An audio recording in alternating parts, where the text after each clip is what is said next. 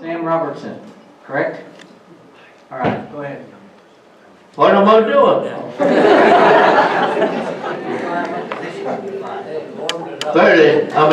20 in all constitute chow house missions, if you know what they are. Right. Yeah. Uh-huh. What position? Were you a gunner? Ball, Ball turret, okay, all right. Mr. Ellett, your turn. Bill Ellett, I flew 25 missions in the ball turret. Mr. Evans, your turn. Vince Evans, I flew 35 missions as a pilot, and a little bit about this, that the reason I became a pilot, my draft number was coming up. I was still in high school, and they were picking people in the draft numbers in our area for the airborne infantry, and I wanted absolutely no part of that. So a basketball player on a high school team and myself played hooky and went down to the Air Force to enlist as an aviation cadet. And in high school, he would give me the time of day. But because I was always the last one chosen for the team, and they didn't want me. So we were down there and had the interview with a psychiatrist, a medical doctor, and a whole bunch of officers just standing around, and they said, "Well, you'll do."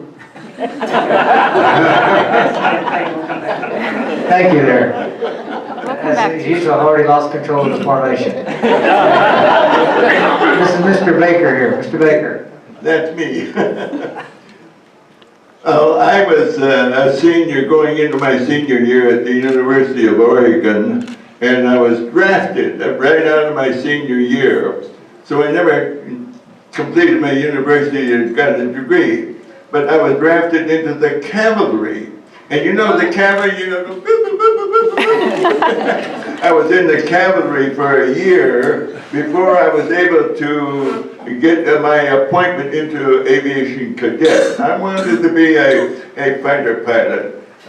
During World War I, there was a magazine that came out, I should say a paperback, that was called G8 and His Battle Aces. And these were fighter pilots in World War I. And I said, oh, I want to do that. I want to do that. So I was in the cavalry for a year before I could get my appointment into aviation cadets. And of course, am I too long? I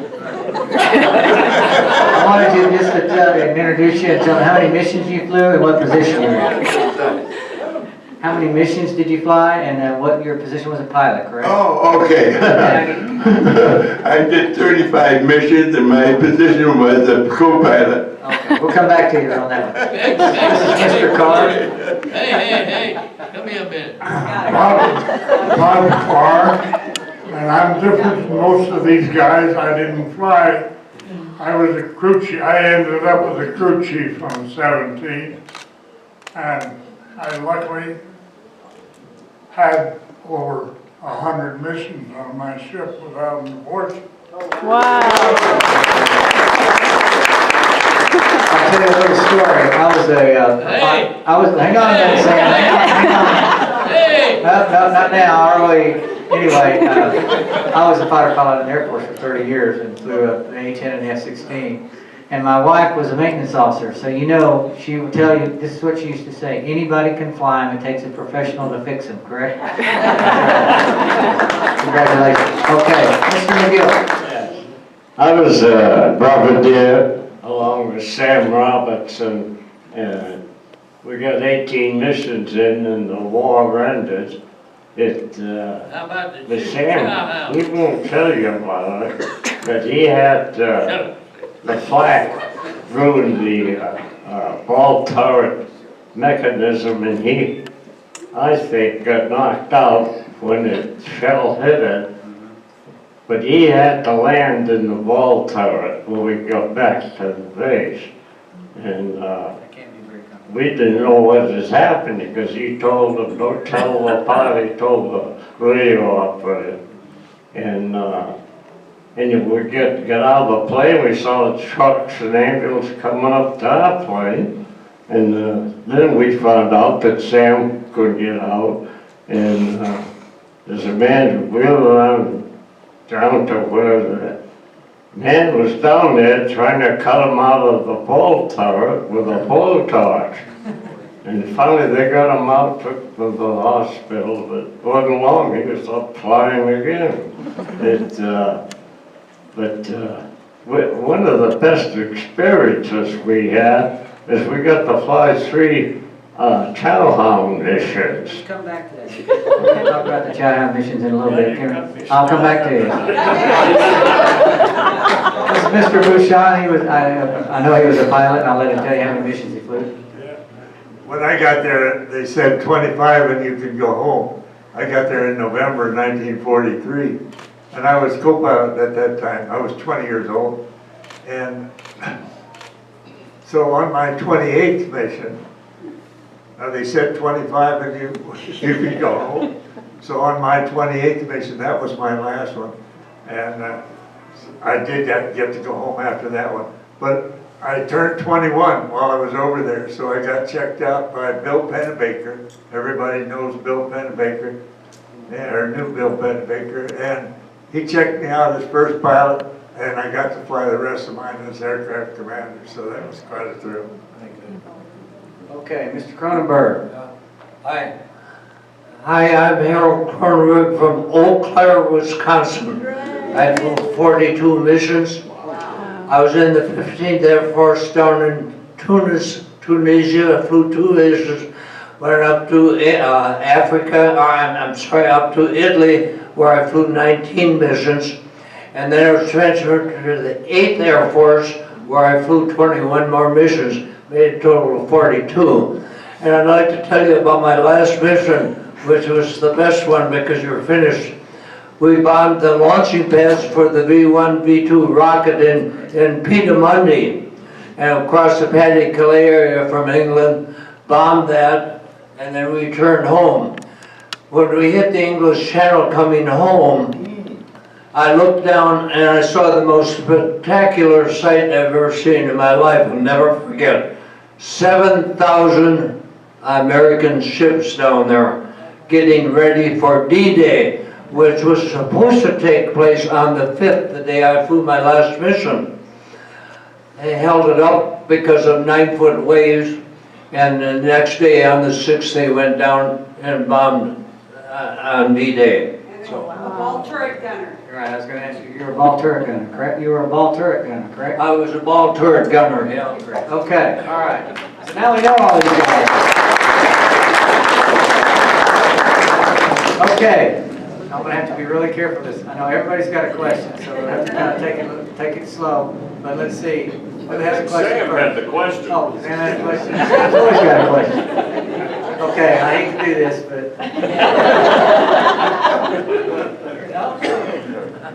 Somebody asked me the other day, they said, how old are you? I said, 101. How does it feel to be 101? I said, 101. Now, I was gonna say something else, but I reckon Mr. McGillicuddy down there has already said it. All right. Okay, who has a question? Well, raise your hand, please. Oh, somebody's got to have a question. Oh, over here. Go ahead, ma'am. We got a mic runner. Oh, thank you. So I'm a 5th grade teacher in Texas, and my students wanted to know what one of your toughest experiences was. And so I'd like to go back and be able to tell them what you say your toughest experience might have been, one of your toughest experiences. Okay. Who would like to answer that question? All right, David. By the way, I get to tell these stories every Thursday because I worked at the museum, and I've been doing it for about 20 years. Another 10 years, I'm going to quit. But my 28th mission was my last one, and it was to Augsburg, Germany. England's up here, Augsburg down here. It was a long trip. It was total about 10-hour flight plan for that trip. So what we were bombing down there was a Messerschmitt factory at Augsburg. And so all 21 of us in our formation proceeded down to the target, got there, got on the bomb run, and heavy flak. We encountered flak along the way, but down there, heavy flak over the target. We lost 3 of our 18 airplanes right over the target. All of us took hits. My worst hit was in number 1 engine. The little ball turret gunner underneath called up, said, "We got an oil leak on number 1, it's running back off the wing." I said, "Well, how fast is it running? Gushing or just running?" He said, "There's a stream, but it's not gushing." So I kept that engine running, stayed in formation, and we headed back. As we got partway back, there was a big storm up ahead of us, a big clouds towering way up there, and we had to divert around them. So we got off of our path that was set for us, and it was not a good diversion. It took us right over a German airfield, and the flak there was the most accurate I saw anywhere. There were only 18 of us left, and 14 of the 18 were seriously damaged at that point. I was one of them. I got hit in two oil coolers. The oil cooler's like a radiator for the oil, so I didn't know if it was in the oil cooler or an oil line, but the little ball turret gunner said, "Hey, there's oil gushing out of number 2 and number 3. So the flight engineer got out of the top turret, and he was standing right beside me, and what I said, "Watch those oil pressures. If any of them drop, hit the feather button."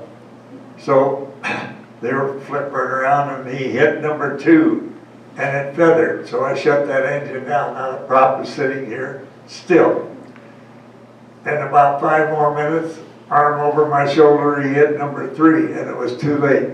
We had lost too much engine oil, so there was not enough left to feather the prop. So now, here I am. I had to leave the formation because I couldn't, number 2, furnished the warm air for our defroster, so windows frosted up right away. So I'm in enemy territory. Number 1's leaking oil all the way from the target, but still running. Number 2 is feathered and shut down. Number 3 is windmilling with no oil. Number 4 is a good engine. Thank goodness. So that number 3 out there windmilling, the pistons are going in and out without oil, and it didn't take long. The engine ceased, it just stopped. The prop was going with such force that it tore loose from the engine, and it's just out there spinning with nothing hanging onto it, and it just barely was stuck onto the airplane. I couldn't get rid of it, I tried it. So now we're headed straight for home, gradually descending, and I'm in not very good condition. Number 1's leaking oil, I don't know how long it's gonna last. Number 2 shut down, number 3 just windmilling, and number 4 still a good engine. Made it home, but a little slower than a lot of guys. Our procedure when you got home was if you had wounded on board, shoot a red flare. If you had mechanical difficulty, shoot a green flare. As I approached the airfield, it looked like they were having a Christmas celebration. All kind of flares were going up. I got on the final approach finally, and our long runway was 6,300 feet. That's about half of what they are today. I finally got it on the ground, hit the brakes, and I'm going pretty fast, and no brakes. The brakes were shot. Now I'm just going down that runway at a pretty rapid rate, obviously going off the end if I didn't do something. Off the end of that runway, across the taxi strip, down a little hill, was our boneyard. I didn't want to go there while I was still in the airplane. So I ground looped it about 600 or 700 feet from the end of the runway. Ground loop means sharp turn. So I turned it, thank God for English mud. The ground in this area is so hard, if it had been that way, I'd be rolling for a month. But the English mud stopped the airplane. The crew chief came out. He saw what I did with his airplane. So he got on his bike and rode as far as he could, and then slogged out through the mud. The 10 of us were standing out in front of the airplane looking at this wreck and just being thankful we had made it back to England instead of being in Germany. That crew chief, he looked at it with an entirely different light. He has to fix it. He turned to me and he said, "Geez, Lieutenant, what did you do to my airplane?" I said, "Hey, wait a minute, I didn't do any of that. The Germans did that." It was full of holes, covered with oil, it was a mess. And so it took him 25 days to get it all fixed and ready to go. And then flew a mission 25 days later and was shot down. And 8 were killed and 2 were taken prisoners. That was the next mission on that airplane.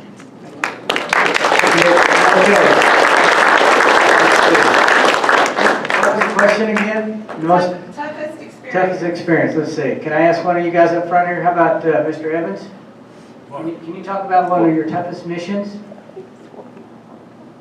Oh, well, I guess the toughest mission was the first mission or second mission when you see the flak, they're trying to kill you. And you look out the airplane and see these little puffs of smoke. It's kind of pretty. And then you hear the tickling on the roof. It's like raindrops on a metal roof. And it was the flak going onto the airplane. And that wasn't bad because that was kind of interesting too. The worst part is that you see the flak with the fire, and they had your name on that. And that put holes in the airplane and did all kinds of terrible things, and that's how you learn you don't want any of that. Aside from that, it was a piece of cake.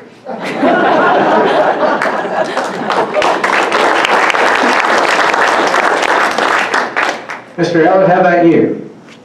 Right here.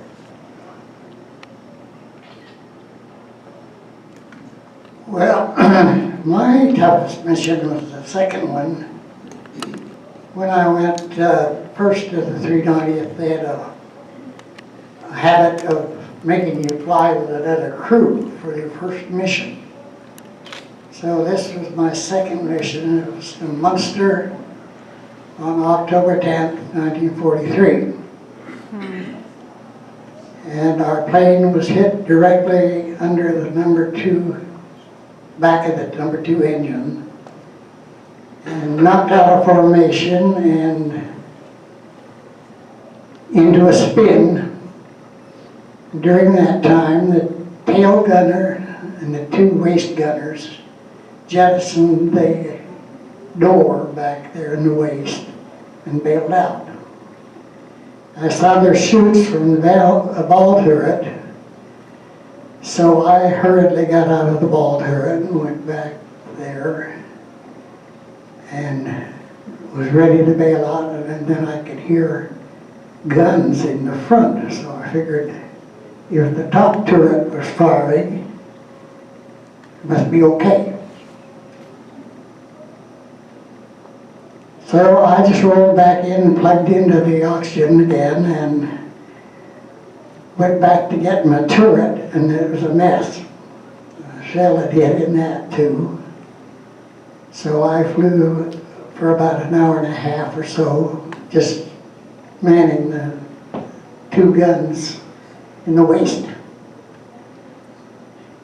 And finally, we were far enough along that I could go up front. I found the radio operator with his missing part of his head laying in the floor. Pulled a ripcord out of his chute and wrapped it up best I could. Went on up to the pilot, and he didn't know anything about what had happened back. First thing he says, tell Woody to send out an SOS. I told him Woody was dead. He wouldn't blame me, so he said, the flight engineer back to check, and of course he was. And we made it back and landed at the 100th group. The 390th, I think, lost 7 planes that day. And the 100th group brought back 1 out of 21. That was my best. Thank you very much.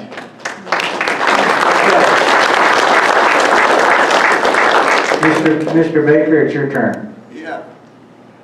Well, you made a mistake right now. You gave me this thing. I never know when to stop. But anyway, last year I related an event, the toughest mission. I don't have a toughest mission. Every one of them were equally as tough. But I'll tell you that this was the most fascinating period of my life. I would never have missed it for all the tea in China. I enjoyed all of it. The camaraderie, the education I got. Uncle Sam let me fly one of those big, beautiful airplanes. I enjoyed it. And so after I completed my 35th mission, I wanted to do another tour in P-38s, and I got checked out in P-38s.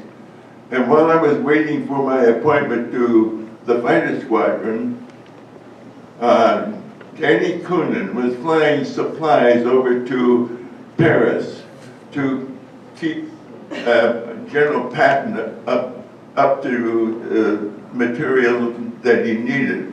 And I was waiting for my appointment to the fighter squadron, or fighter group. And Danny says, I'm going to Paris tomorrow morning, would you like to come with me? And I had nothing to do. My name was merely on the roster of the head of the Air Sea Rescue Department. I had no job at all. I was just waiting for my appointment. And so I went AWOL to Paris I was there for 10 days. And this was about a week after Patton had completed his, Paris was open. And it was wild. Paris was wild. And before I went, I gathered soap and cigarettes. So I had barter material. And one evening, I was there for a whole week. And what a beautiful, it was wild. Just after the liberation of Paris. I was there one night waiting for the metro, which is the underground subway system.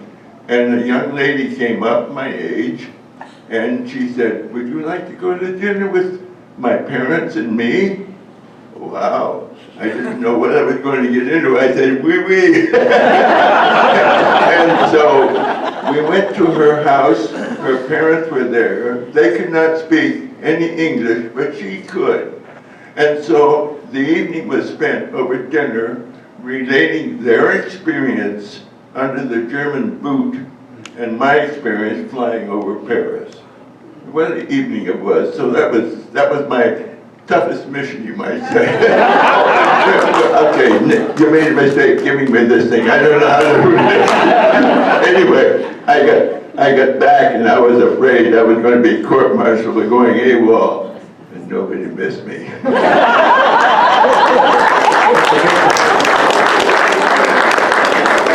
Okay, we got a 101-year-old ball turret gunner. What was your most dangerous mission? Yeah. Okay.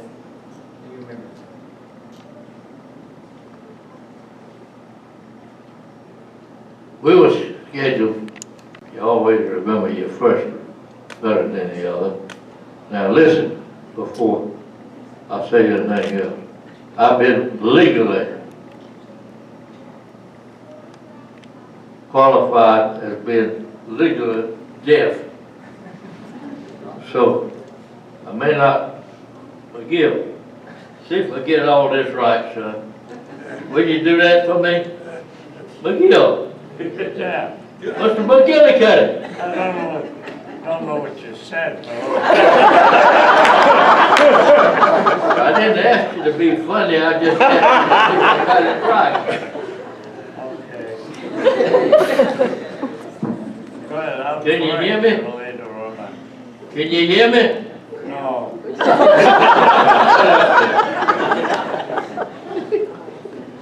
We were scheduled to go to a place called Oranienburg, Germany, on our first one. It's about 35 miles north of Berlin, and about and it was, we were supposed to bomb railroad yards. They call them marshalling yards over there. But we did, and we did a good job, we thought. But getting out of the area, the German anti-aircraft flak guns opened up on us bad.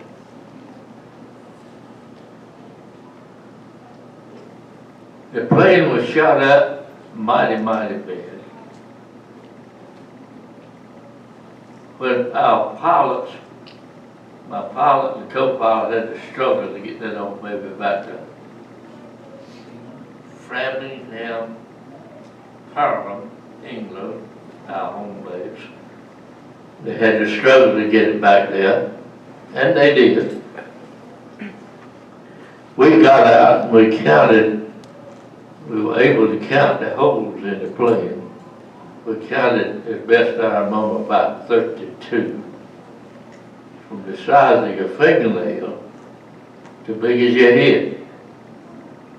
The one size of your fingernail was still in the plane, so my pilot dug it out and put it in his pocketbook, and I guess he died with it in his pocketbook.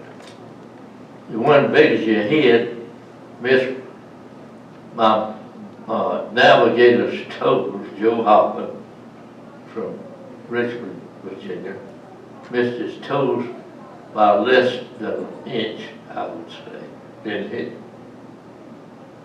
All the men on the plane, after all that fiasco, all the men on the plane, nobody was got a scratch. My son-in-law, Dr. Goodwin, sitting back there, he's listening. He said, "Pop, God won't let bad directed traffic."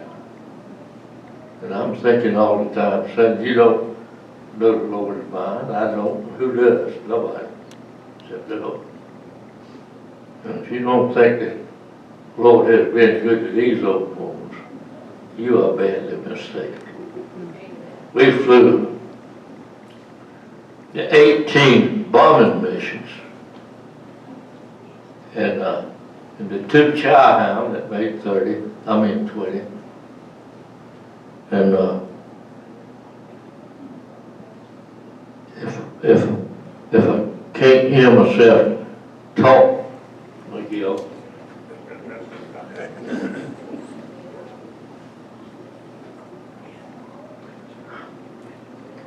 I'm gonna ask you to get it right. Okay. On all our missions, the whole plane was shot up pretty bad sometimes, like I said on the first one. None of us on my plane got a scratch. All right? Now, you know, he says they cut me out with a torch out of that thing. But you know what, but sometimes it tells Dickies, and I don't know whether that's true or not. I was knocked out. Anyway, that's the way that was. And I'll shut that down, because I've been told to do that. I talk too much.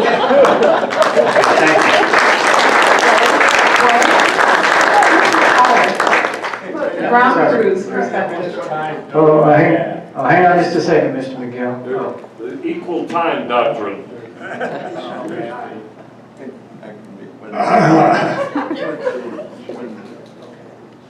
Well, I know how most of these fellows feel, but I didn't have any tough missions. I went on a couple of easy ones, but that's it. One was a food mission, and the other one was to haul some PWs back from that got captured at Dunkirk. As I said to begin with, a while ago, I went over on the boat. I'm probably the longest fella in this bomb group. I joined the Air Corps, excuse me. It was the Air Corps when I joined. I was 19 years old. I wanted to fly. I've always had a real bad eye. I got in anyway. They sent me to Florida, and I lasted 2 days until they gave me another physical exam. And I was sent to Mississippi, to Keesler Field, the mechanic school on B-24s. That's where I learned what an airplane was. I later went to California for a couple of 3 weeks at an airport out there, a B-17 school. And then I went up to Geiger Field, Washington, and was assigned to the B-390th, which was on its way to Europe. So I got over there pretty quick. As I say, I went over on a boat. I had 10 days of playing poker on deck. And I think it was the third or fourth high one that I didn't want to use because it had my bag and another guy's bag and 2 rifles that you haul over there. Well, that's enough of that. Oh, and I was on a 3-day mission after I got to England, getting down to Framingham. So as far as a bad mission, I never had any bad missions, except those that some of these guys talked about. I never had one bad there, but I did have several of them that had to do more than put your finger hole in the hole to close it up.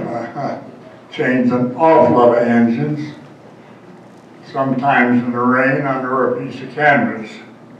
So I guess those are bad at times, but you get used to that. I was there, and I as I said, my airplane, I became an assistant crew chief, and I became a crew chief, and I was assigned an airplane, which luckily I got 100 and some missions on, and I got a Bronze Star for that, which was 5 discharge points, which I really treasure those because I had enough of the service. I don't like people telling me which foot to pick up.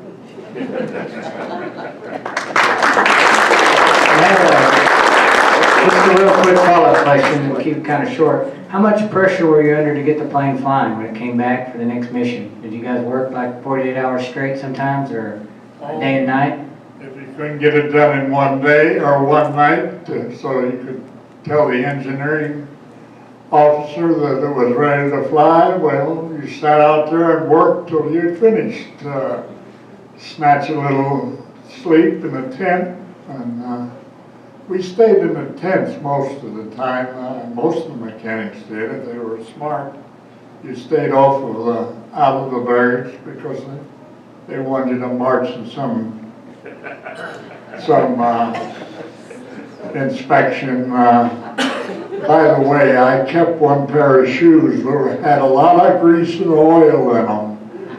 And anytime they had an inspection, you had to fall out for the ground crews. And I had those old shoes on, and they'd say, "Sergeant, where's your shoes, your new ones?" "I got no new shoes." He says, "Fall out and stay out of sight." So that's, you learn a lot of tricks that way when you it was, sometimes you were up for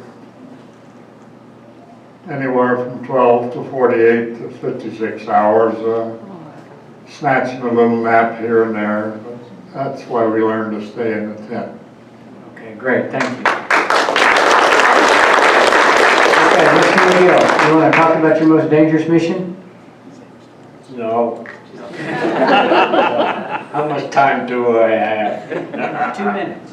3 minutes, 3 minutes. Oh, God. Well, first I want to thank the ground crews for what they did.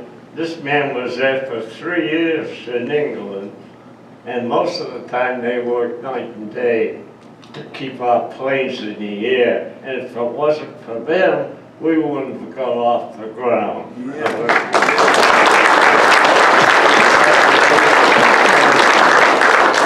Okay, I got 2 stories. I got a lot of stories, some of them are true. So I think the first one I'd like to talk about is Chalham missions. Is there anybody that doesn't know all about them? There's only one man, so I'll talk to him. What happened, we got there at the end of the war, got in 18 missions. Then they came at the month of May 1st, the Germans gave us permission to drop food to the Dutch people. At the beginning of the war, the Germans had blown dikes and flooded all the farmland with seawater. They could not grow any food. Over 5 million 5 million Dutch people starved to death. So we flew 12 Chalham missions. We took put plywood in the bomb bays. And on May 1st, we went to Amsterdam with the bomb bays filled with 10-in-1 K rations, dropping food to the Dutch people. On that mission, we learned that what we did, of course, they said drop from 300 feet, but knowing all pilots are crazy, they dropped from about 30 feet off the grass. Low and slow.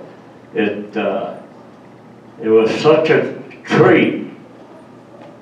We bombed from 27,000 feet most of the time, and now we're down on the ground.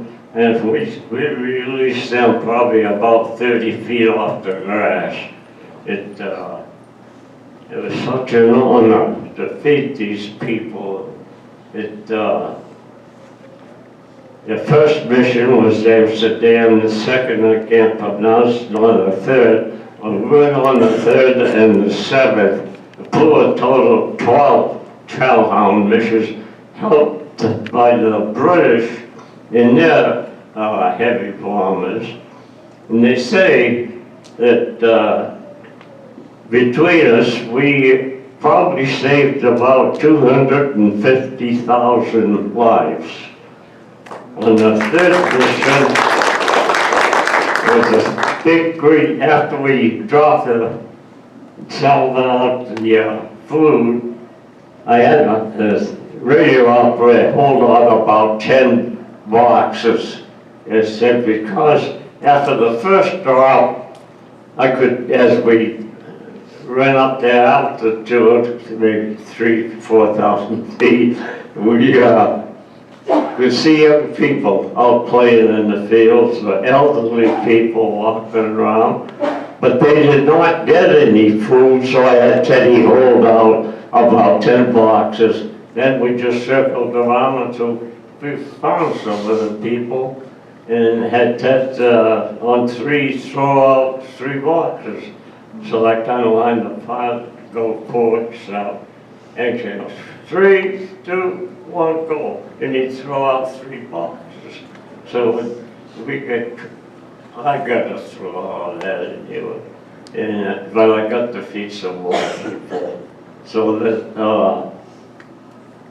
there's a big sign in the Spills Church across the side to see it go back to England. That big green field. In it, I thought was white sheets, but Sam says no, that was white tulips. They said, thank you, boys. Nobody in our plane talked for about 20 minutes. It choked us up so much. I used to could tell this story, and I'll cry, but I'm an old man now. It's okay.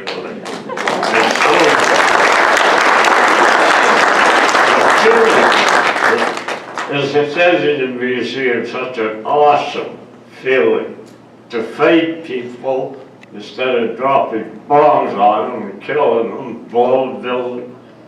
That's not water's hell, that's all I got to say. Thank you. Mr. Kronberg, do you have a story for us? Okay. I'd like to tell you about a friend of mine in service, something that happened to him that is unbelievable, but true. Eugene Moran from Soldiers Grove, Wisconsin, good friend of mine who went through basic training together, Las Vegas, Nevada Gunnery School, went to Denver, Colorado for training, and he got appendicitis in Denver and went to the hospital, so I never saw him again until after the war. He recovered from appendicitis and went as a tail gunner in a B-17. They were bombing Hamburg, Germany. I get all of this after the war. They bombed Hamburg, Germany, and his plane got a direct hit by anti-aircraft fire. 9 of the members were killed. He was a tail gunner, and he fell out of the airplane. This is hard to believe, 21,000 feet.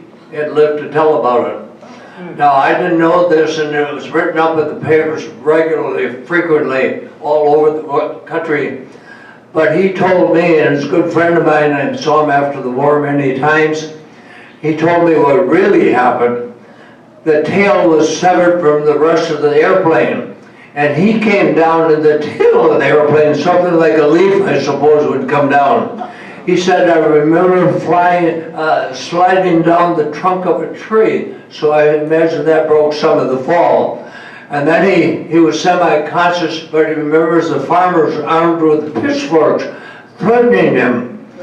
Fortunately for him, some German military people came by and took him and put him in a prison camp, and he was in prison camp until almost the end of the war. But they exchanged prisoners of war if they were incapacitated. And he was one incapacitated. So he came home before the war ended. And the Germans had some people go back to Germany before the war ended. He told me what really happened. Now, of course, that never came out in the paper. He was written up all over, 21,000 feet. That's unbelievable. But it came down something like a leaf had come down. And he survived. He died 2 years ago. He's from Soldiers Grove, Wisconsin. Eugene Moran. Had a lot of articles in the paper about him. Okay. I'd like to tell you one story I alluded to at the beginning. We bombed, my last mission was June 5th, the day before D-Day. We brought in the launching pads for the B-1, B-2 rocket. And that was, I didn't know at the time, But Hitler believed that D-Day was going to come on the Pas-de-Calais area, which is close to England. And that's where he concentrated all of the tanks and the troops and so on. And when we bombed the launching pads, I think it was to help deceive them into thinking we were coming in the Pas-de-Calais area, because we had to cross the Pas-de-Calais area to hit the launching pads. And when I came back, I saw those 7,000 ships. I mean, that's unbelievable, 7,000 ships. I can't believe that. Every size, every shape, all except aircraft carriers. They were not with them, they were further back. And those 7,000 ships went down the next day, and that was about 200, I think, I'm not sure on this, but about 250 miles down to D-Day, where they bombed. And on D-Day they lost, I think it was over 3,000 people on D-Day. So I could tell a lot of stories. I bombed Berlin 4 times, and that was some of the worst missions. But fortunately, we were able to go from England across the North Sea and then head down south to Berlin. But Berlin had 400 anti-aircraft guns firing at us. Boy, that's like you get flak out there, you could get out and lock on it. But I survived 4 Berlin missions. Twice when I was flying, once in Padua, Italy, and we were told that there was a German Messerschmitt plant there, and I hit that twice, and that was, Padua, Italy is probably my worst 2 missions, even passing Berlin missions, and they hit us every time with the fighters, and that was very, very bad place to hit. And on the first mission, we flew to Padua, which is not far from Venice, incidentally, and we hit our bombardier and navigator screwed up, and we bypassed the target and had to come back. By the time we got back, the German fighters were up there to hit us, and they hit us pretty hard. We lost 4 airplanes out of 28. Now, I don't know if you people know, but a group had 36 airplanes. We had 28 on that mission, so, and I could go on and talk, but I bombed most of the capitals. No, okay.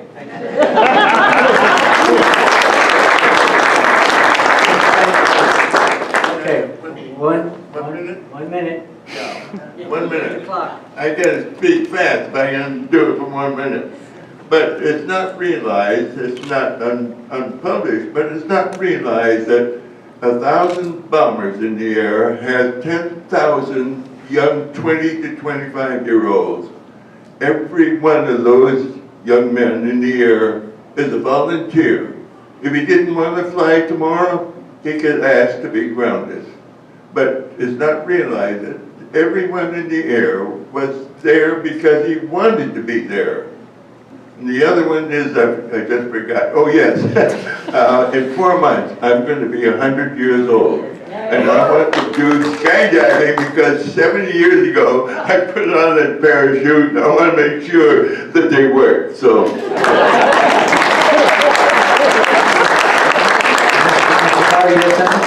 Yeah, I was going to tell a little story about with some of these people here.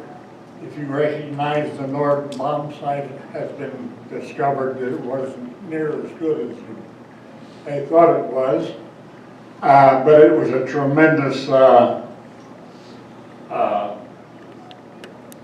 defense thing. They kept it quiet, I guess, but I had one of those things for a couple of weeks in my tent. I don't know how it happened to be left out there because they came around and guarded jeeps and trucks to bring them to the airplane before each mission.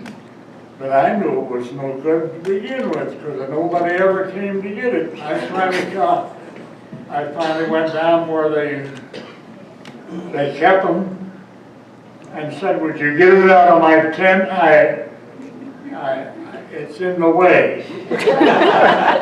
It laid under my bed for about 3 days. We took it off of the bench we had.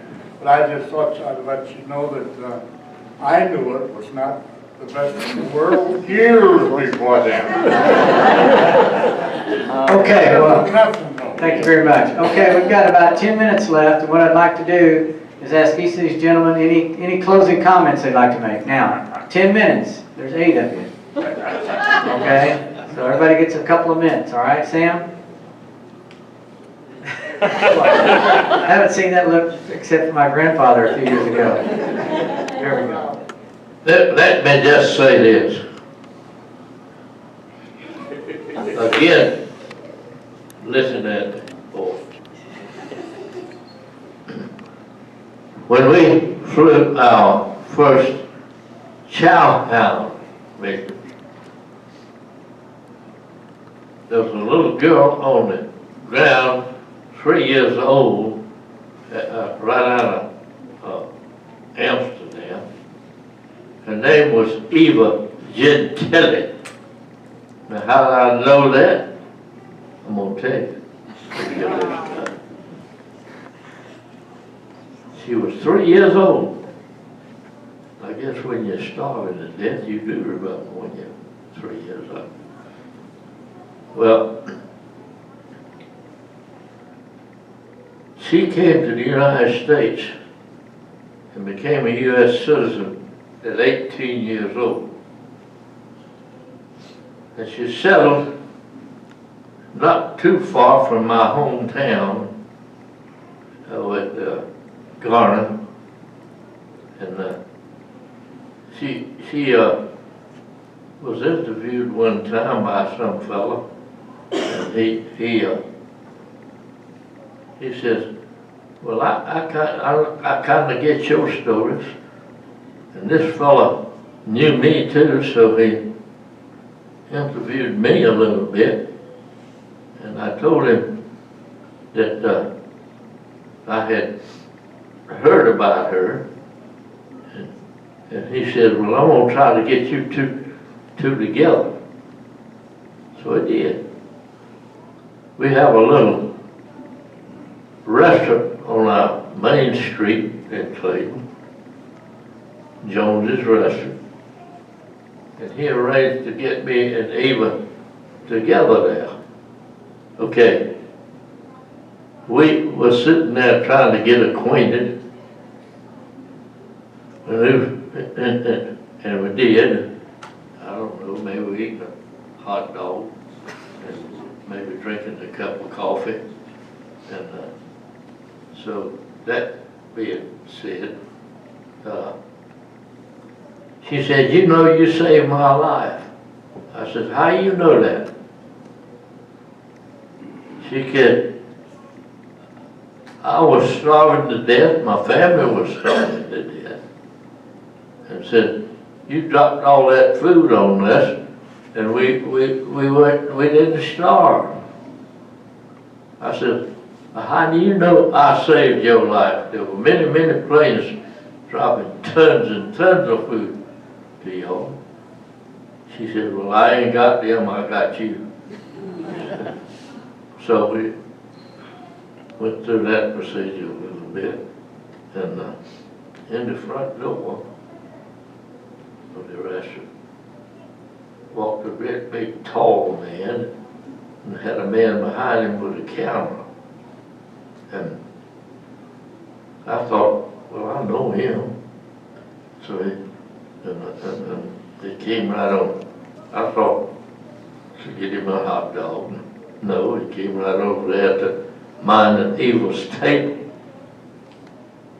And he had that man behind him with the camera to make a DVD, I believe y'all call it.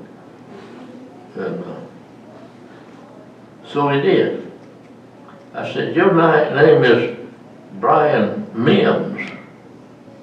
I said, you on WRL TV in Raleigh, TV station. He says, that ain't all, you gonna be on that too. I said, huh? So he got mine and he was sins there a little bit. So that night, Jimmy asked did I get this right? About 4 or 5 minutes, maybe? Probably 2. Or 2 minutes, whatever. And so that's the end of the story, and I talked too much, and I'll shut up, please. Mr. Evans? Okay. Mr. Evans, do you have any final thoughts you'd like to pass on or say?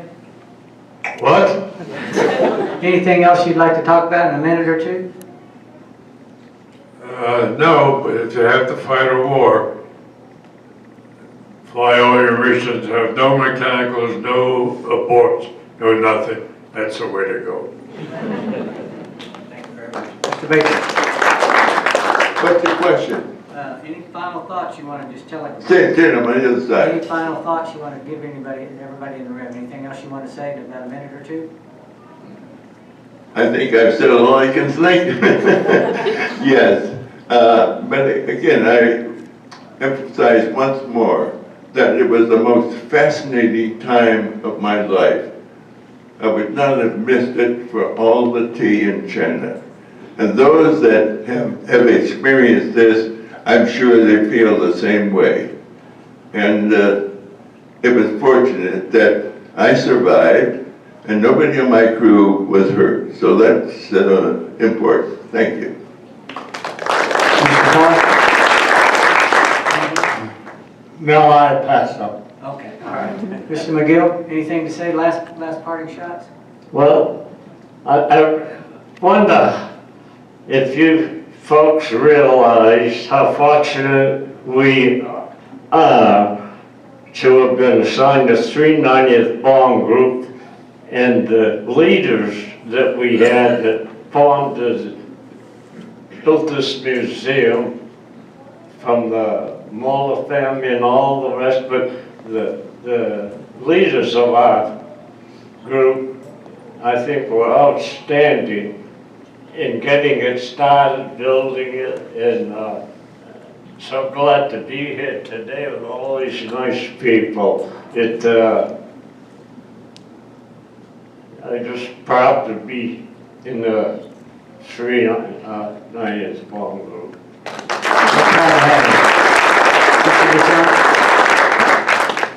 Yeah, Sam told about that Dutch girl, meeting up with her.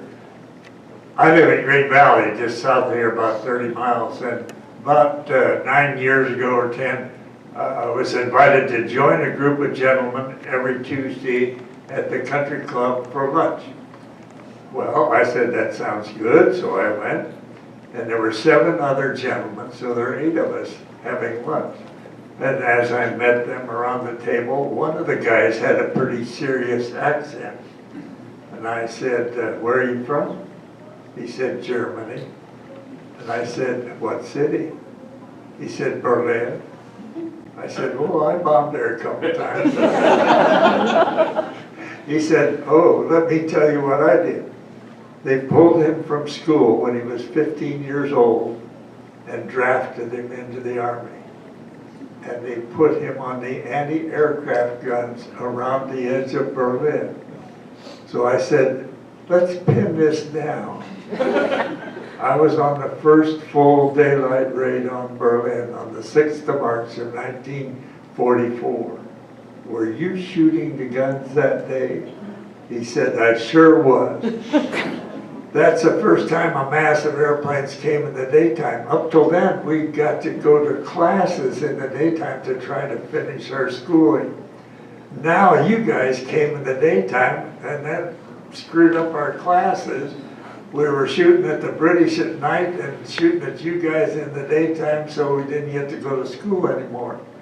I said, well, wait a minute, I was there on the 9th. Were you shooting the guns that day too? And he said, yes, I was. So here I am dropping bombs on him, and he's shooting at me. So we had lunch together a lot of times.